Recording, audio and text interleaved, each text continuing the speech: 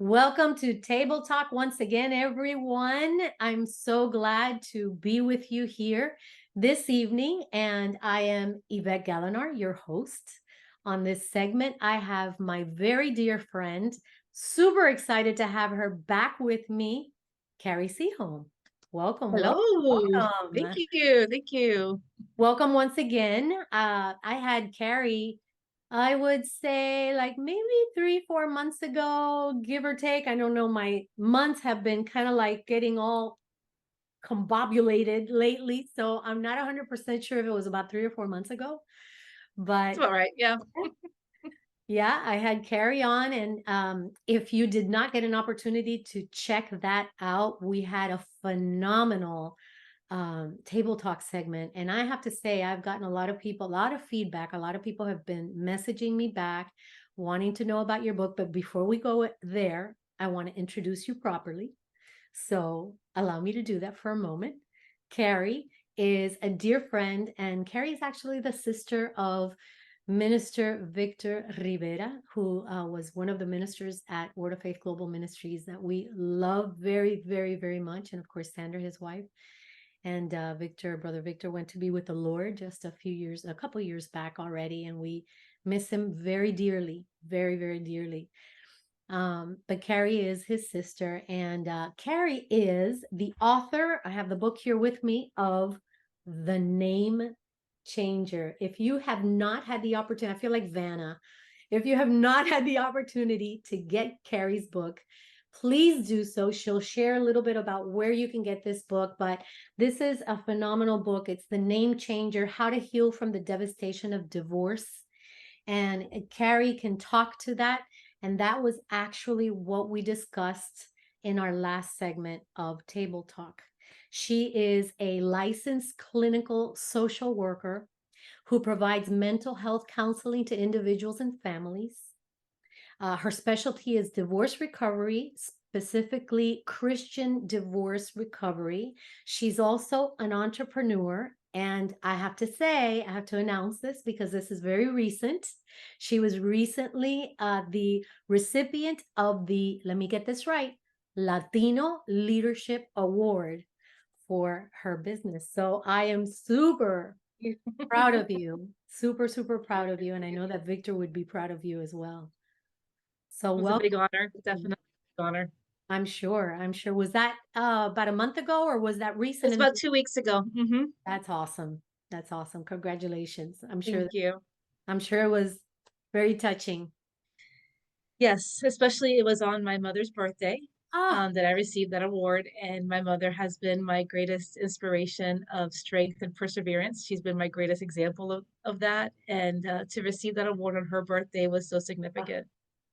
Our moms are usually our biggest cheerleaders. Isn't that the truth? Mm. That's Yes. that's how my mom is. She's always cheering me on. So, well, congratulations, Carrie, on that.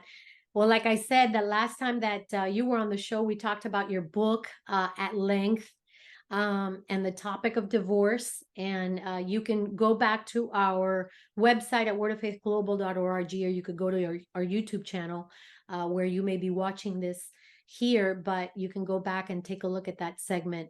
It was really, really a good segment. But today we're going to be discussing something different on the flip side of that, if you will.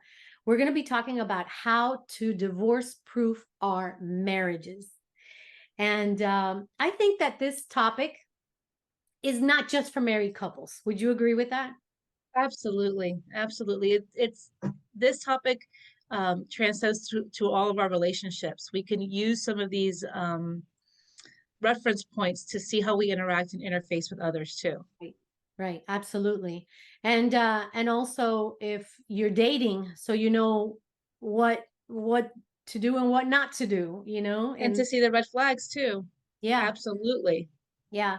Well, I'm hoping that we can get as much information in as possible today. If for any reason we can't, we could always do a part two on that. But I know that you have actually presented this as a seminar in a church setting as well.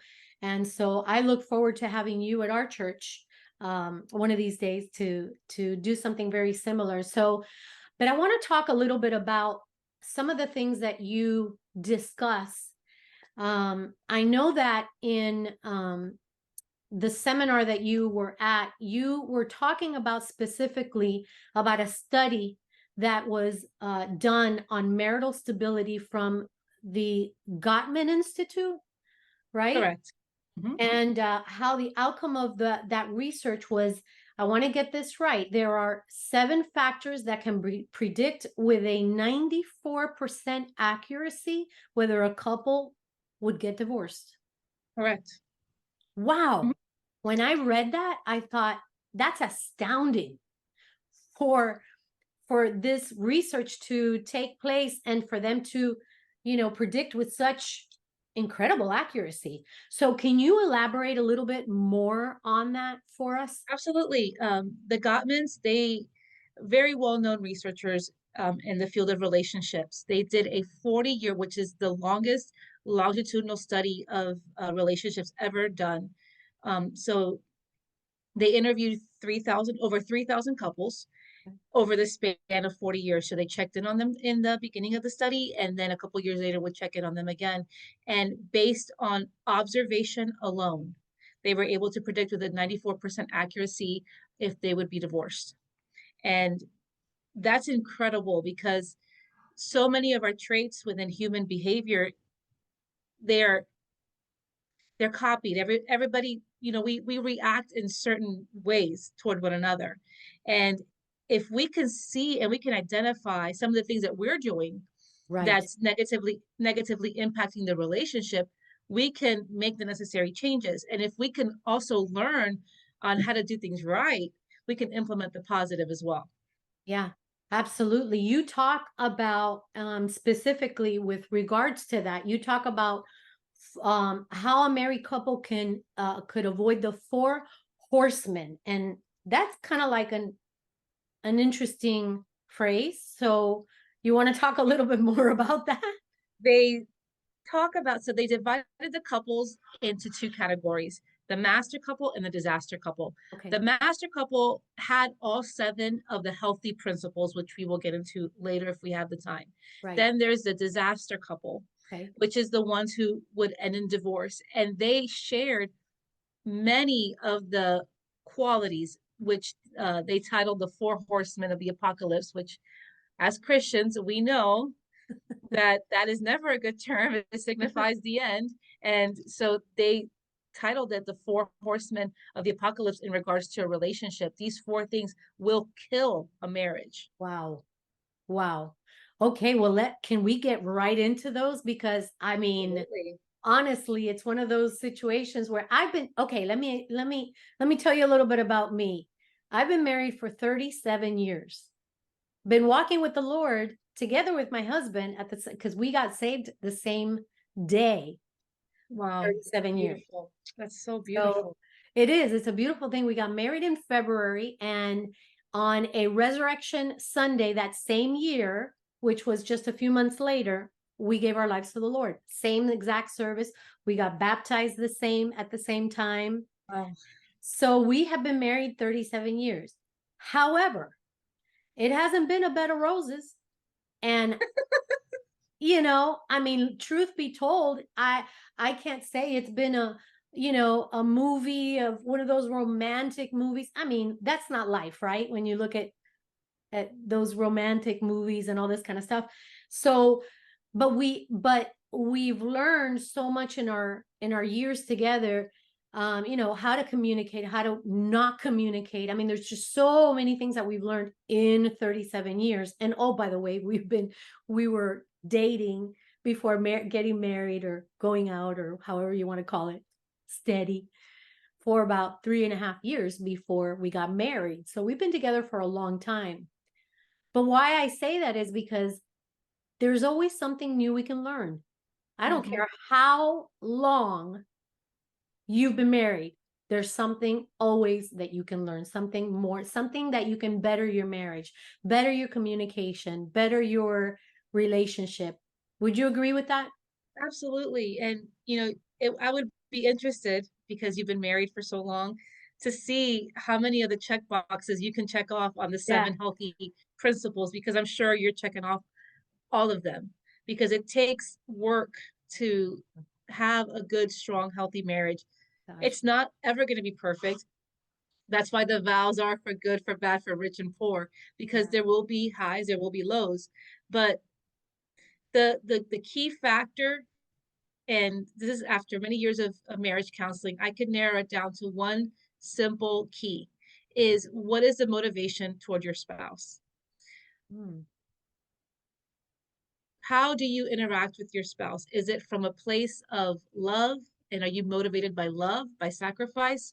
Or are you motivated by selfishness and manipulation?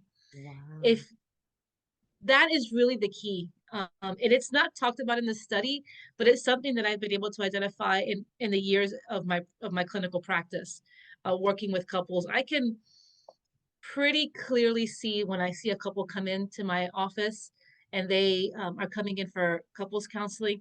I can identify from the first session whether or not they're going to make it, and it's really based on the motivation of the spouse. Wow.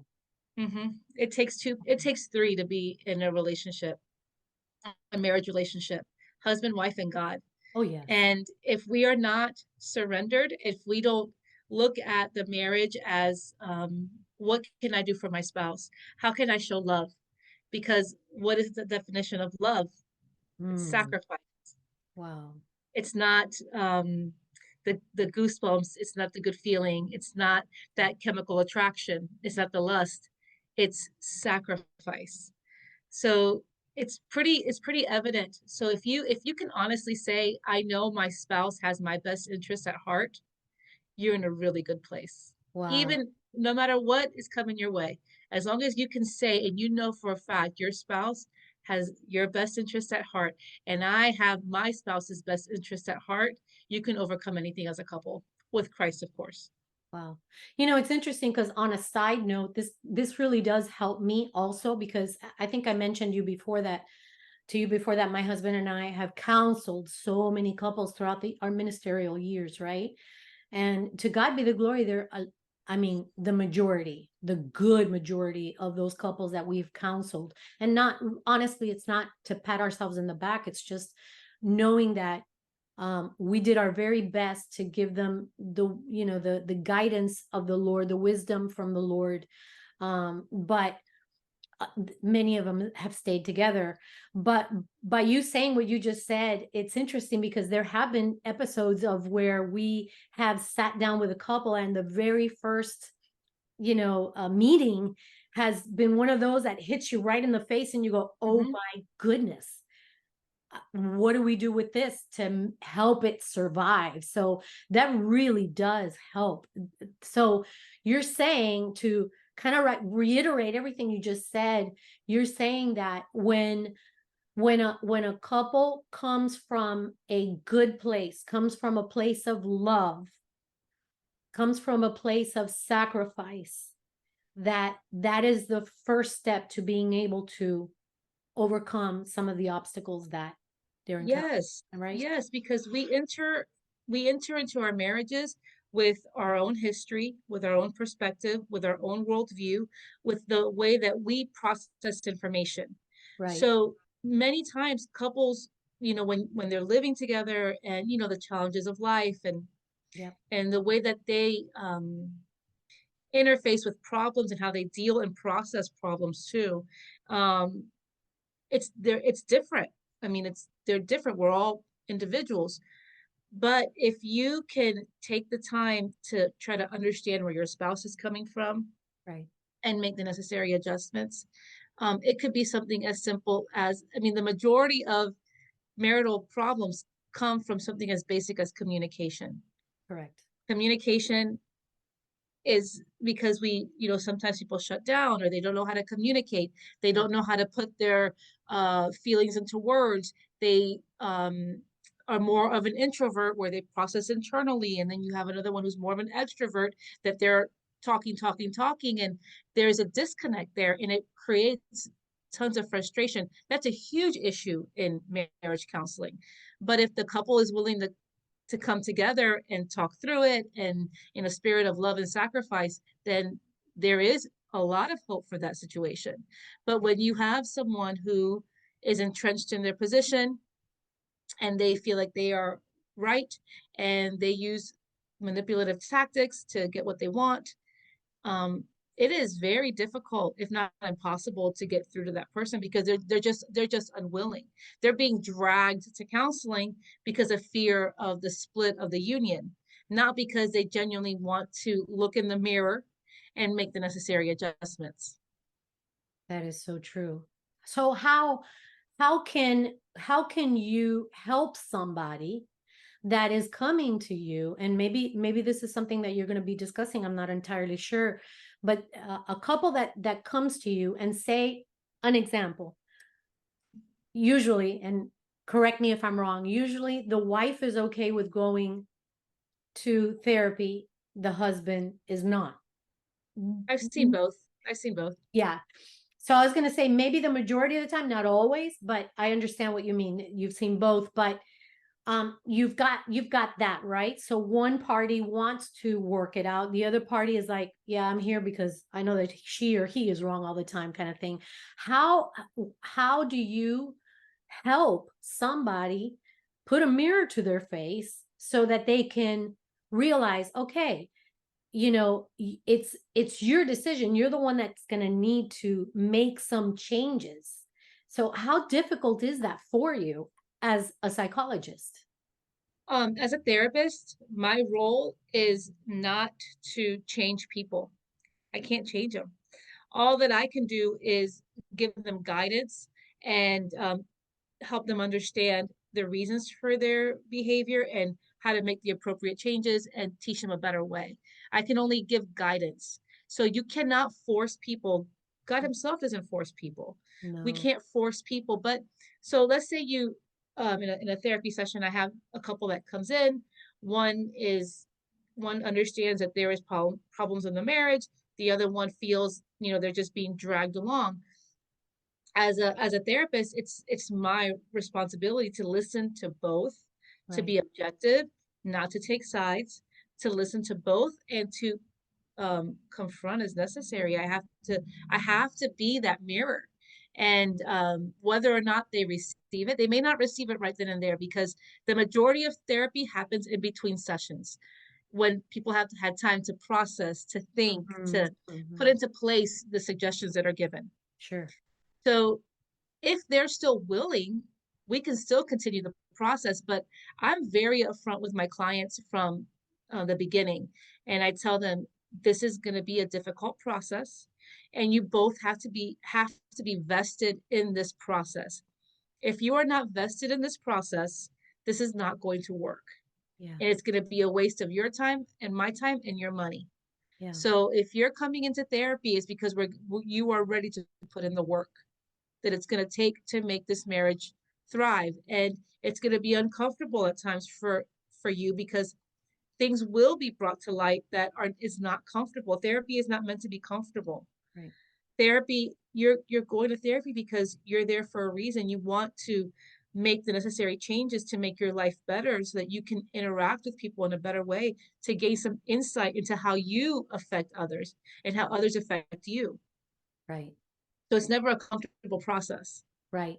And this has to help. I'm glad you mentioned that because this helps if anyone is out there listening to this and your marriage is going through maybe a rocky start or process or phase or season, and you're thinking about going to see therapy and see a therapist to help your marriage along, you can now understand the aspect of what a therapist does in a counseling session, because a lot of times the unknown is what is scary for married couples, wouldn't you agree? So they don't know, oh Absolutely. my gosh, yeah, it's now, it's going to be all me, it's going to be all him, or you know what I mean, it's going to be, so our fault, or it's, and then you have that almost like shadow of, oh, my marriage is going to have to go through therapy kind of thing too.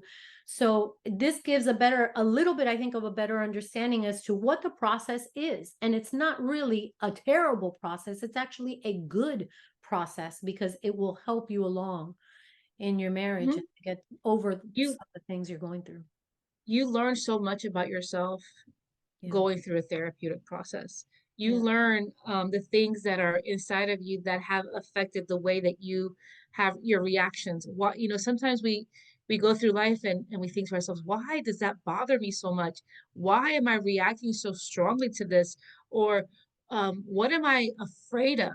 Yeah. And we get to the root of those issues and uncover them and work through them and put our feelings into words and understand why, for example, somebody who has really bad anger problems, it Yeah. could just be something as simple as a frustration because they don't feel like they're being heard.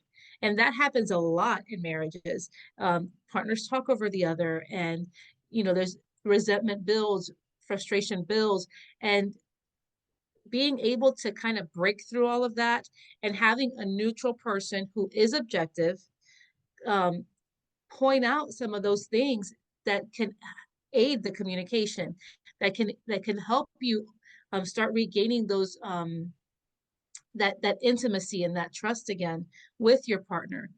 Because when we're hurt and when we feel frustrated or let down, we start to lose hope in the relationship. But it takes a really strong person to identify, I can't fix this on my own. I don't have the tools to fix this on my own.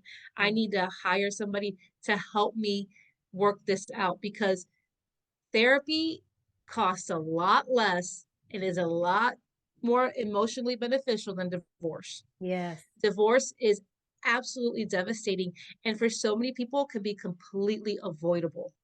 Yeah. I agree completely with that. There are so many marriages that have, died and have people have gone through a divorce, and in reality they could have just gone through some therapy sessions and they would have made it without Hmm. any problems whatsoever. Yeah, it may seem while you're in it that there's no hope, but in reality there's hope. So I'm glad you covered that. So let's go ahead and talk about these very interesting four horsemen. Go Yep. ahead. So the four horsemen of the apocalypse as it relates to marriage. So before I get to that, I do want to talk a little bit about some of the physical differences between the disaster couple and the master couple. Okay. So being in a good, healthy relationship is actually healthier than exercising every day. Okay. Believe it or not, Okay. because being in an unhealthy relationship causes stress, and Mm, stress over time deteriorates the body. The disaster couples lived 8 to 10 years less than the master couples. They wow. also experienced more stress, more illness. They would get very overwhelmed when talking to their partner, resulting in flight, fight, or freeze mode. The children were also severely affected.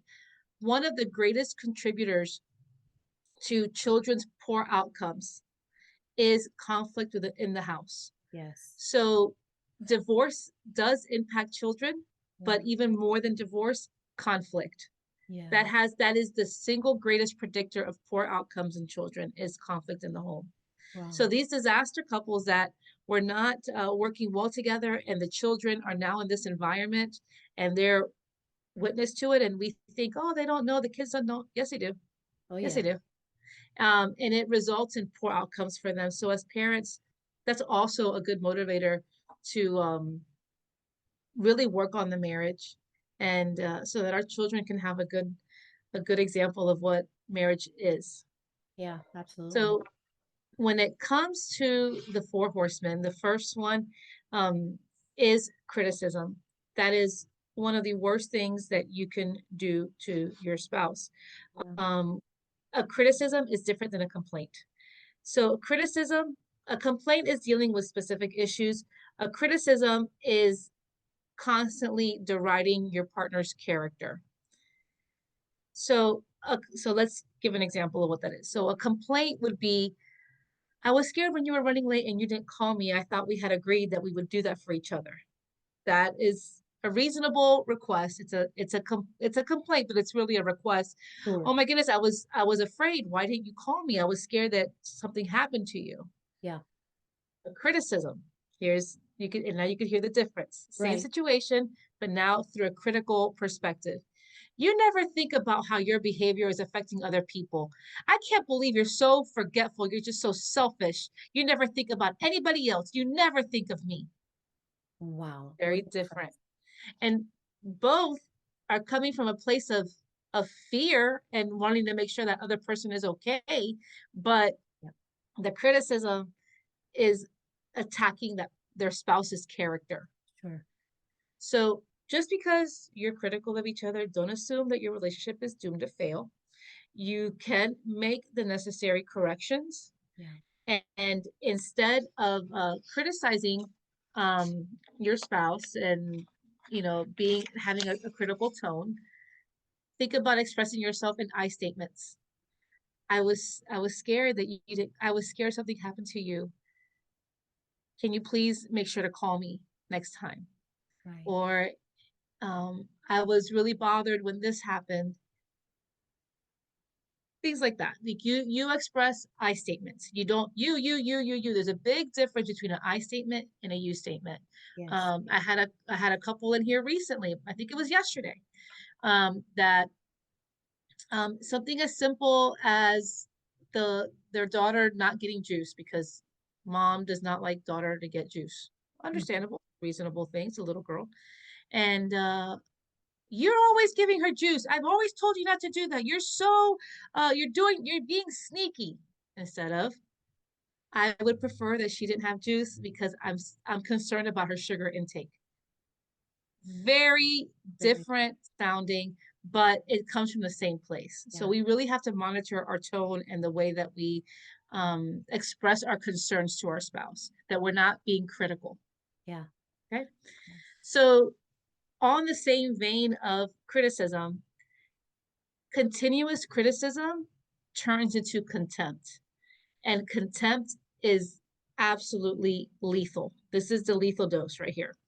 Wow. Um, we're actually being disrespectful and mean and sarcastic and mocking our spouse.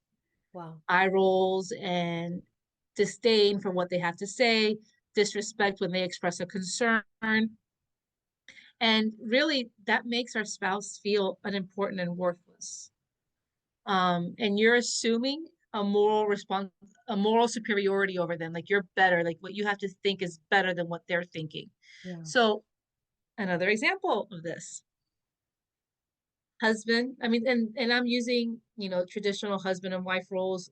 This is not just this, but it goes further than this.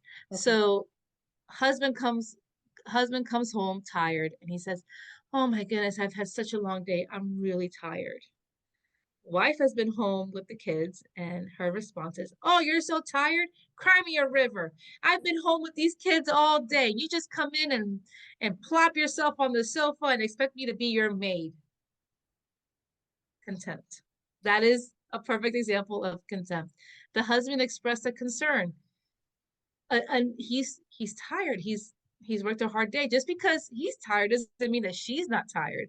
But Right. she's taken that critical attitude to level 10 and is now Right. just not even listening to what he says anymore and is being contemptuous in her behavior. Wow. So contempt is fueled by long simmering negative thoughts about your partner. Mm. We have to be careful how Right. we're thinking about our spouse. We Right. have to be careful. We have to walk in purity of heart toward our spouse. We Yeah. have to walk in forgiveness toward our spouse. Yeah. So, what is purity of heart? Purity of heart is when a negative thought comes about our spouse, we don't simmer on those thoughts. We don't continue to let them play out. We instead pray for our spouse. Mm. We instead speak life over our spouse. We're Mm. not continuing to deride them, to criticize them, but we're speaking words of life over them. Yeah. And as a partner, men have a responsibility, and so do women. We each have a responsibility toward the other. Yeah. to lift each other up, to have each other's best interests at heart. Right. And when we're showing contempt, we're showing that we don't trust them, that we don't believe in them, that we don't respect them. Wow. And it is contempt is the single greatest predictor of divorce. Contempt. Wow. Wow. That's incredible. I think it's almost like having to take your every thought captive, like the Bible says, take every thought captive to the obedience of Christ. And you have to think before you speak. And Absolutely. that obviously, goes in line with communication and all that. But it's like you said, if you're going from number one, which is criticism, and you haven't gotten past that, and then it turns into contempt. I mean, you gotta try to catch it at criticism. Mm-hmm. Before, obviously, but this is a call for anyone out there that it maybe is going through something very similar. And as Christians, right, we're supposed to think before we speak. We're supposed to act in love, and we're supposed to, yes, take every thought captive.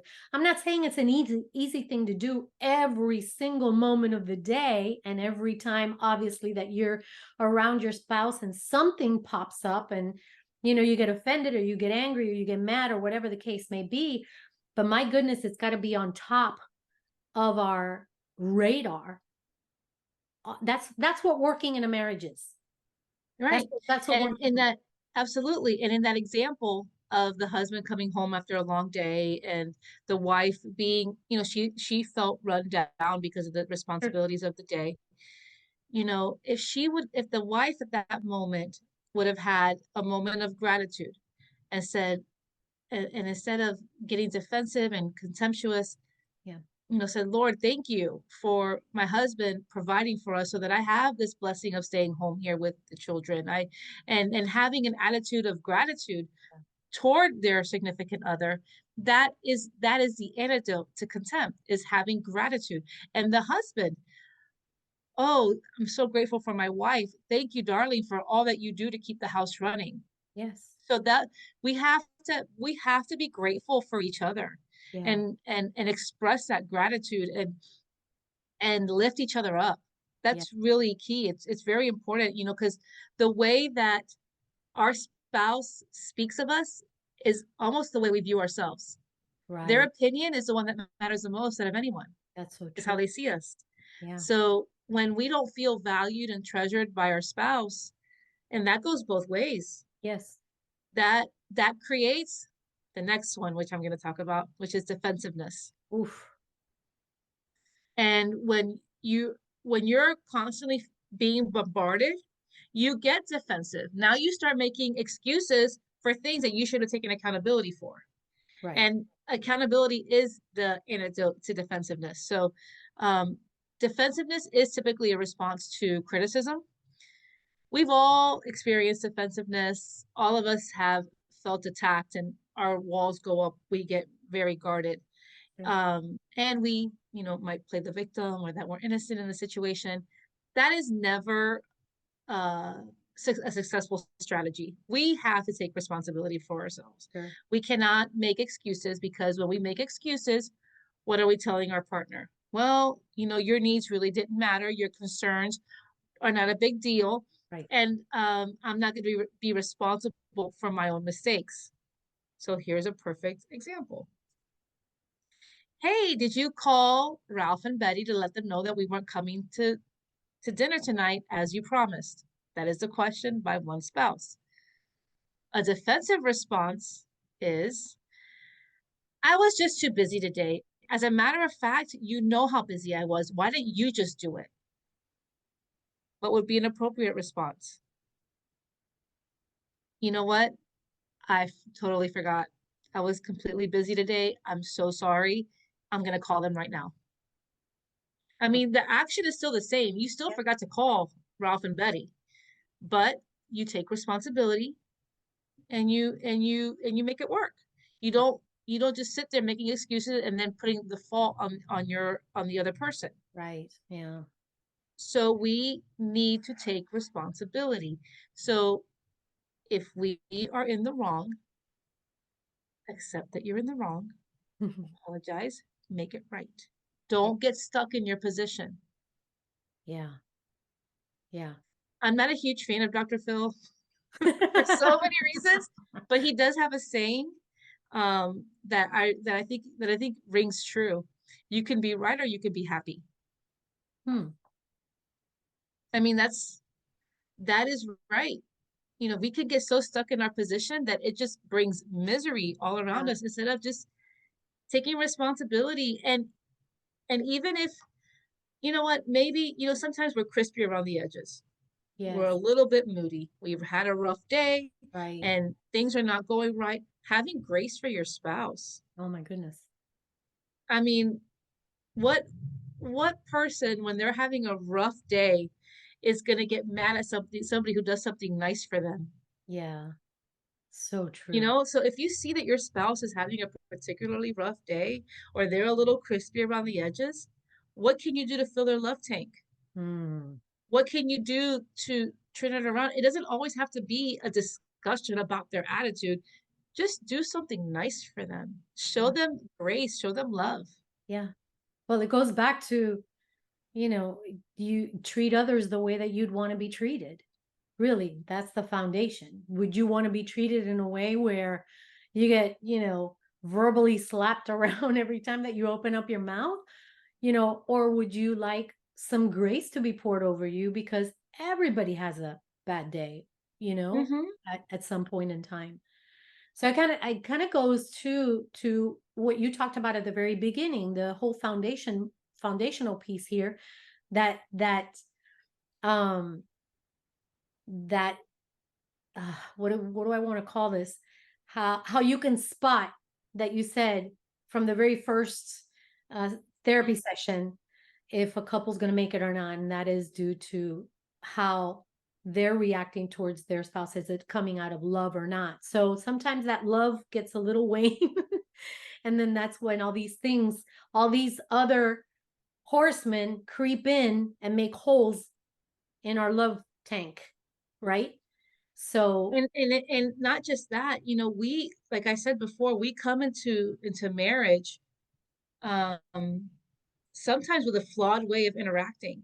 sure. We're not healthy in our communication. We Yeah. bring in these toxic traits of shutting down, of Yeah. not expressing ourselves, of expecting our spouse to be a mind reader, of getting angry instead of talking things through.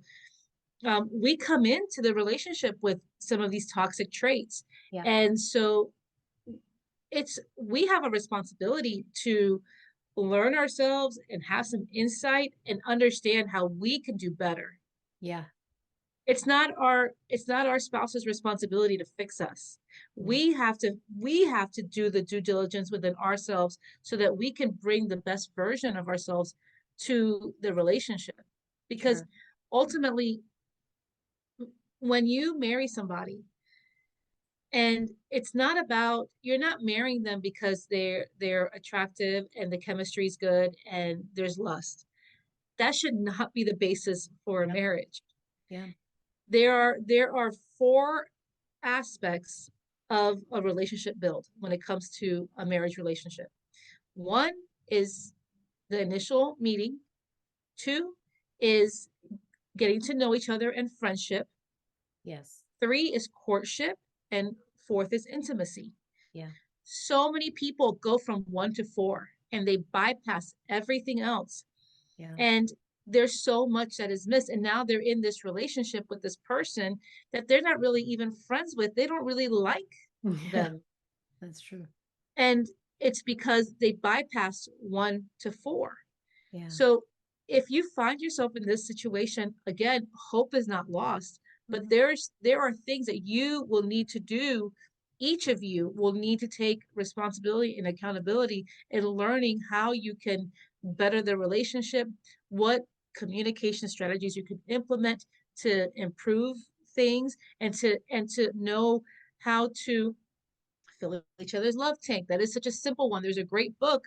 Everybody knows about this book. Mm. Dr. Gary Chapman, Five Love Languages. I recommend every Yes. marriage to read that book. It is so insightful, Hmm. so that you can understand yourself and how you receive love, and how you can understand your partner on how you can impart Right. love too. So all hope is not lost if you jump from 1 to 4. That's what I want to say. But it will take work because now you're going to have to play some catch up so Yeah. that you can be friends. Because ultimately, that's what you are in this relationship. You're best friends walking through life together. This is who you've chosen to walk through life with you, through the ups and the downs, to build your dreams together, to raise children, to whatever it is that the Lord has for you. This is your partner in life, Yeah. and that isn't a decision that should be taken lightly at all. Absolutely. I don't know if I mentioned this to you before, but I have a very good friend of mine that was seeking counsel for her marriage, and at the time, her husband didn't want to go to counseling, but she went for herself because she knew what her background was like. She knew what her upbringing was like, and she wanted to better herself, and she wanted to find out why am I the way that I am? Why do I react the way that I react? And so it was going to help her so that Mhm. she can in turn, help herself in the marriage and whatnot, and hope, of course, that her husband would come to counseling as well.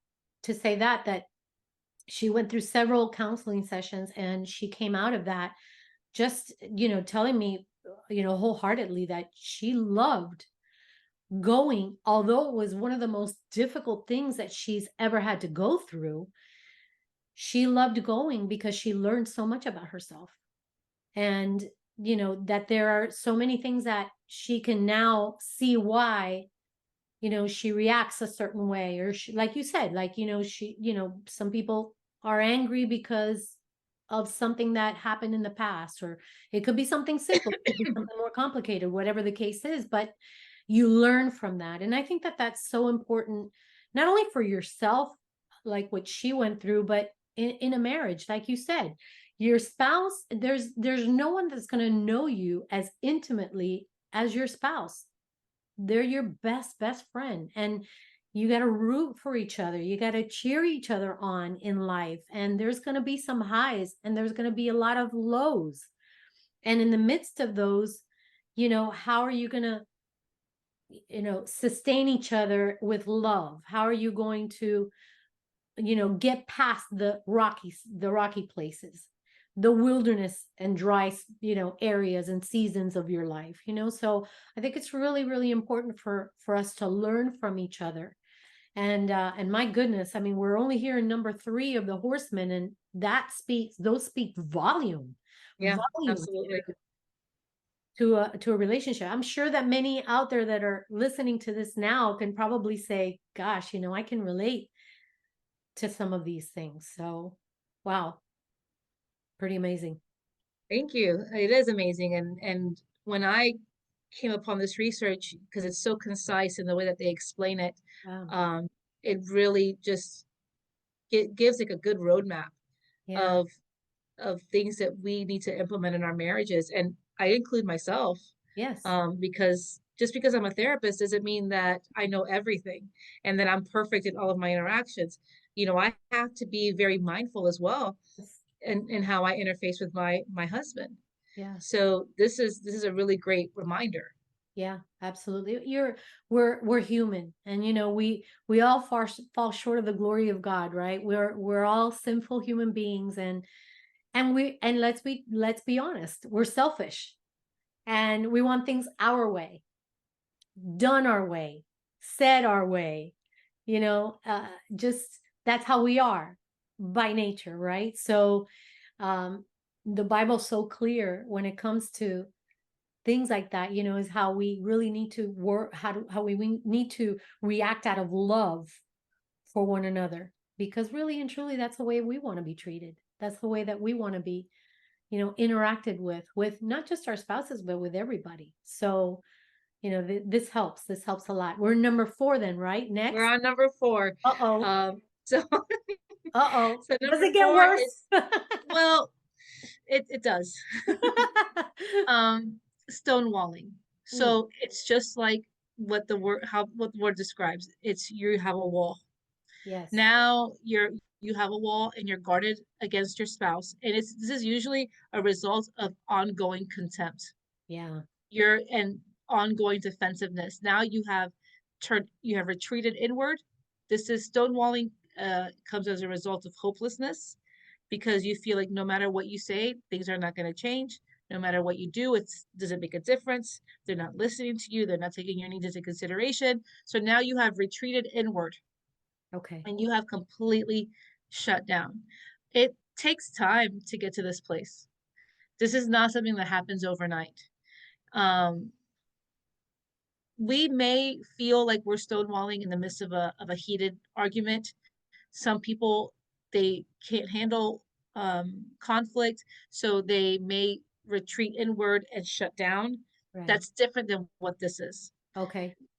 Stonewalling in for the purposes of this is an ongoing, it's ongoing and it's pervasive, and it's just how you are living your life. You come and go, you don't really have that interaction, that intimacy anymore. You're almost like roommates at this point.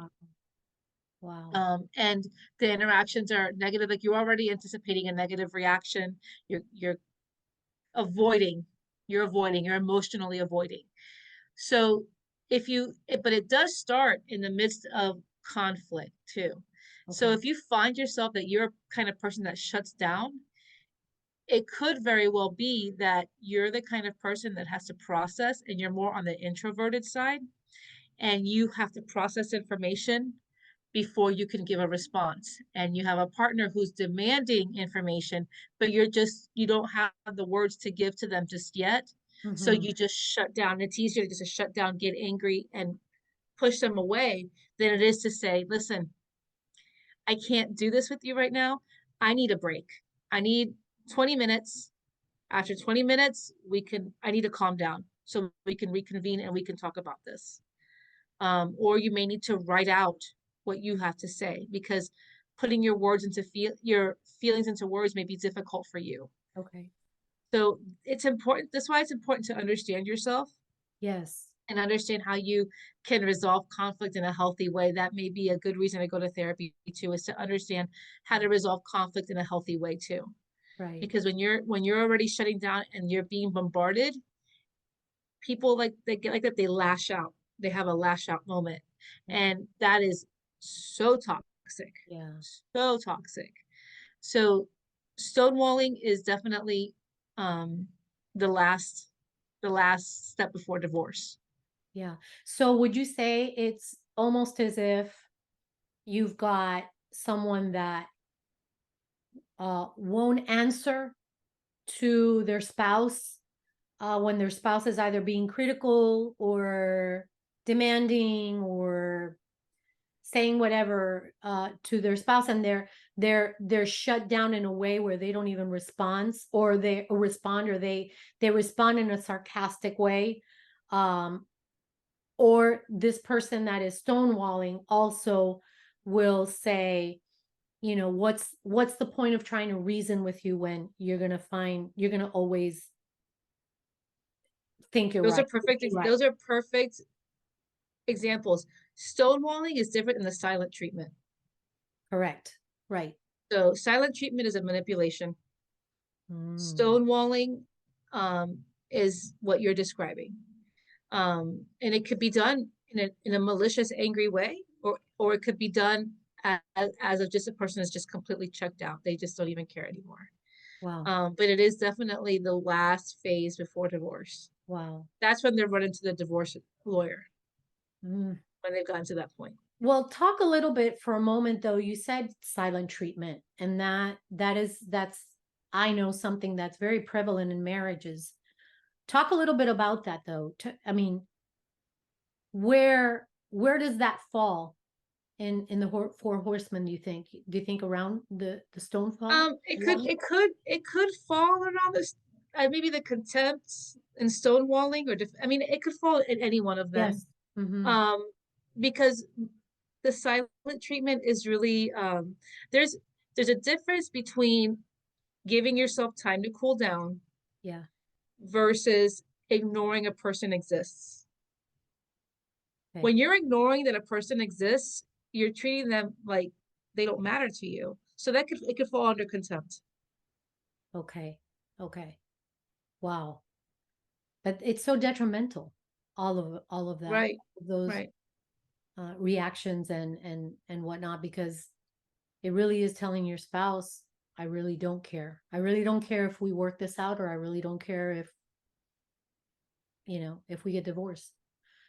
So, I think it's helpful for couples to understand this, because if they find themselves in any of these horseman categories, um, seek help. You know, Absolutely. seek help. Absolutely seek help. You're not the only couple that's ever going to seek help. There are tons and tons of couples on a daily basis that have to go seek help, because if not, they're going to destroy something that wasn't meant to be destroyed. And not only that, like you mentioned earlier, it's going to affect your children. And my goodness, I mean, how many adults have repeated what their parents did because of the learned behavior that they saw at home? And if Absolutely. you can try to avoid that as much as you possibly can, I think it would be a great thing. You're absolutely right. You're absolutely right. We have a responsibility to our children too, We to do. teach them what a healthy marriage looks like. Yeah. And that was something that I really beat myself up about with my first marriage, because in my first marriage we had all of that. Yeah. We had all of it, and there was no rescuing that marriage. Yeah. And by God's grace, I do have someone in my life, my husband, that I can say he has my best interest at heart. Yeah. And no, and we have gone through our share of struggles and issues, but at the end of the day, we can both say about each other, she has my best interest at heart, he has my best interest at Yeah. heart. And like I said, that is really the key. If you can say that, and if Christ again is the center of your relationship, and you can honestly say and believe that your husband or your wife has your best interest at heart, you can overcome all of this. Yeah. Some of these are just maladaptive ways of coping with problems, Yeah. and they're toxic traits that we're bringing into the relationship that need to be fixed, that we need to take responsibility for. So Yeah. there's hope if both partners are willing, Yes. but you can't force people. Yeah. You can't force them. And that's the real struggle as a Christian, when you have someone repeating abusive behaviors, Yeah. narcissistic behaviors. Yeah. They're not going to change, and they're unwilling to change. Yeah. And now this is a prison that you're in, and your children are in this prison too. Yeah. And so it's a choice you have to make, It's a right? choice with a lot of prayer and Yeah. guidance, because God condemns abuse. Yes. He condemns divorce, but he also condemns abuse. Yeah. Abuse is not of God. No, absolutely. Um, I think that we're gonna need to do a part two for the seven I principles think of a so too. healthy marriage. But that's okay, because we were able to really expound on the four horsemen. I think that was important. So I think it's, in a way, it's really good that we're doing two parts, because then we could really hone in on the seven principles of a healthy marriage, and but we understand now better what these four horsemen are all about. So really and truly, if there's anyone out there, right, that is going through a difficult time in their marriage, or maybe you know of someone, a best friend, a good friend, a couple of, your friends that are going through a rocky time in their marriage, send this to them. And if they have any of these horsemen in their marriage that's working against them, seek help, right? So Absolutely. that you can, see, so that you can look for a brighter future in your marriage, because I think that really there's there's a lot of hope out there, and there's a lot of couples out there that need to hold on to hope, right? Absolutely. And keep in mind, when you do seek help and when you do seek for a therapist, you may go to a therapist and it may just not be a good fit. Mm, Therapists are human just like you are. right, It may not be a good fit for you. If you can assess that early on, it's okay to change therapists and go to somebody else right. because you want it. I had a couple in here that just came in recently that they split up and they went to a therapist that they were both very unhappy with. Both of the couple was the husband and the wife were very unhappy with this therapist, and it was actually detrimental to their relationship, and Wow, they actually ended up splitting because there was nothing done in the wow, therapeutic process. So if you are committed to making the changes and you just you come upon a therapist and it's not a good fit, that is okay. Quickly assess and find somebody else. right. Get recommendations to make sure you're getting a good fit. Yeah, So don't let that deter you or discourage you. yeah, yeah. Carrie, do you do therapies virtually as well, or I do. I'm licensed in the state of Florida, okay, so I can provide therapy throughout the state of Florida virtually. I do have an office in Tampa. So okay, for clients that are in Tampa, they're local, they can come in person. And I also offer, like I said, virtual. All of my information on my services can be found on my website, chosencounseling.com. And you also could find my book, The Name Changer. yes, That's for anyone who is considering divorce or is going through a divorce process or has been divorced. yeah, It is a roadmap to healing because it is such a devastating and traumatic event. yeah. So it is geared to Christian women, and you can purchase it on Amazon or BarnesandNoble.com under The Name Changer, or you could put my name, Carrie Seaholm, and it'll pop right up. Absolutely. And all of this information will be at the bottom of the YouTube channel in the description section so that you can just click very easily on the links there. So, Carrie, thank you so much once again for your wisdom, for all of the knowledge that God has just poured upon your life and how you've helped so many couples in throughout the years, and even in this means, how this helps. This really does help. And so I appreciate your time. I appreciate you taking a moment to just chat with us. And I am already looking forward to the next session to do like a part two of this and talk about what are we going to talk about? We're going to talk about, so we talked about the things that we can do to kill our marriage. Now we're going to talk about the things that we can do to actually help our marriage and Great. what healthy relationships look like. Yeah. So that gives you a little bit of a taste as to what we're going to be discussing next time. And I don't want you to miss that. I really don't want you to miss that. That's going to be really good. Share this message with your friends, your families, like we said a moment ago, especially those that are going through a difficult time right now. And I'm sure it'll bless them. Get the book as well. And you'll see the links below very soon. All right. Well, thank you again, Carrie. And God bless you. Thank you all for joining us tonight once again on this segment of Table Talk, and we will be back with you really, really soon. I cannot wait. Amen. Take care. Amen. Bye.